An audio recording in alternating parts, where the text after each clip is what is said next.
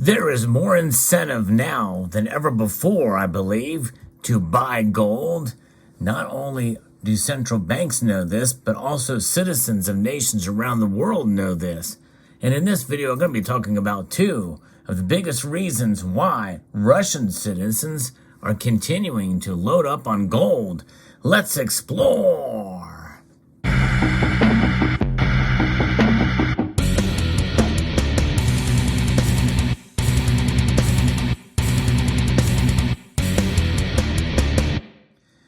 Fear is a big driver why many of us buy gold, because we just don't know what's going to happen from one day to the next. Although it should not really, influence our buying too much. In the end, really, in a sense, we must admit that there's a lot of fear about the future, especially nowadays. But nonetheless, we buy it with hopes that it will protect us in our economic situations personally, and obviously the central banks around the world know this as well. More on that later. But I'm going to be referencing an article here from Zero Hedge that talks about this specifically with Russia. Russians are hoarding gold, and we know this has been going on since the war started, and they're worried about it and the effects on their money. Meanwhile, Russia has lowered tariffs on gold, and you've heard me report on that before and on this channel, and that is to incentivize domestic ownership. Russian leaders want this. They actually want this. Here in the West, our leaders really don't care. They're not discouraging it, although some of the media would probably discourage it. And there's obviously probably to some extent, maybe even some government would, but it's a matter of policy. There's not really, they're kind of, apathetic to it. And I think that's because it's not really grown as much here. We have seen more stackers in the West and in the United States recently, but nonetheless, it's not grown as much as it has in Russia. And of course, Russia is incentivizing this. So Russians are hoarding it out of fear. And that's the overarching reason, I guess you would say, or the motivator, I guess, really. And it's for the right reasons. Now, China is also motivating its citizens to do the same, but for patriotic reasons. We are now in the get your population to own the dollar replacement phase of the BRICS dollar dumping, essentially. And their central banks are loading up more than they are saying, and you don't encourage your people to buy before you as a nation has bought. And we know that's happening too. And we know that Russia has been accumulating gold. They're the second largest producer. So it's a coming out of party is in the works essentially for the golden yuan, according to the author of this piece. And they believe it. And there also be Western pushback against that. Demand for gold bars and coins last year grew faster in Russia than in any other country, according to the World Gold Council data. Let that sink in, folks. This is the biggest of any other country around the world. Demand for Russian gold or for gold bars and coins grew. After Russian President Vladimir Putin announced the country's invasion of Ukraine last year, Natalia Semyonov's phone started ringing off the hook. The financial advisor's Russian clients were panicking. Should I buy gold? One asked her. If worse comes to worst, at least I can bury it. That attitude was shared by many and turned Russia into an unexpected nation of gold bugs almost overnight. Demand for gold bars and coins last year grew faster in Russia than in any other country, about 5 times the level of the previous year, according to data from the World Gold Council.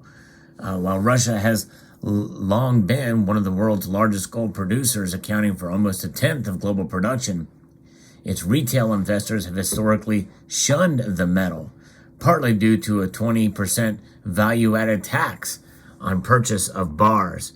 Of course, that's been done away with now. It goes to show you how debilitating taxes can be. Many of us in the United States, we definitely are hurt by taxes on precious metals, although that's starting to change now in recent trends that I've reported on recently. In fact, aggressively, I've been reporting on this.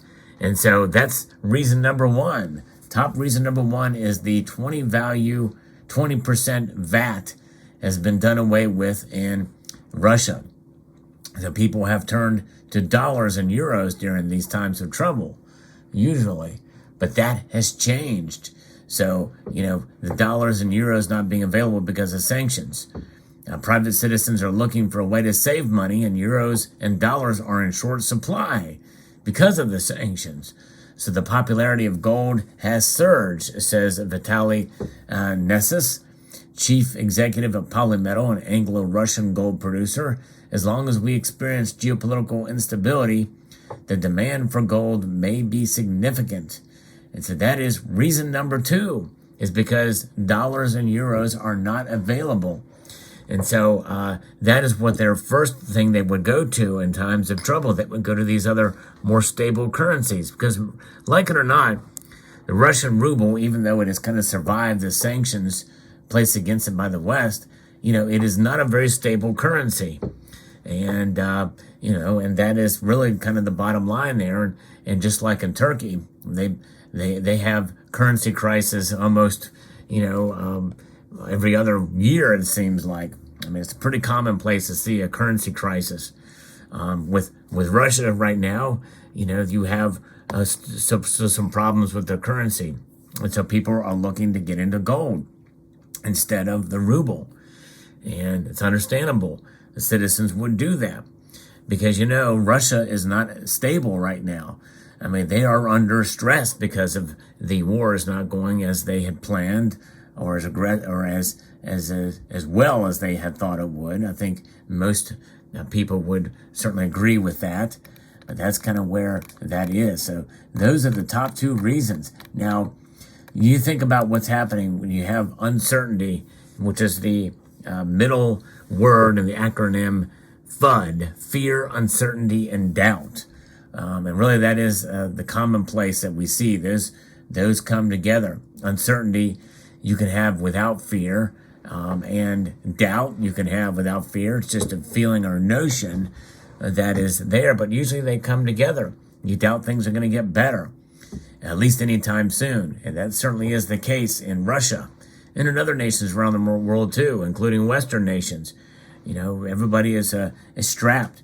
And, governments can print money. They can continue to print money for as long as people have faith in the money that they print.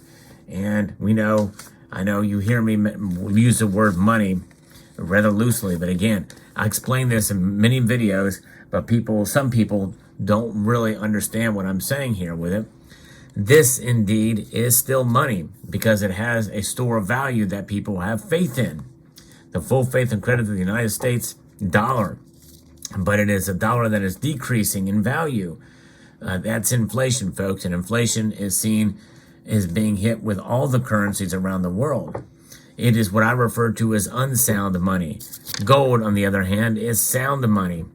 And so that's why we prefer it, because it will protect us against inflation over the long course of time. And its price does fluctuate, but in the end, it's going to go up, and it will beat the dollar in that sense. And that's the thing that we have hope for. This is why we buy it. Now, the dollar is a losing proposition. It falls in value.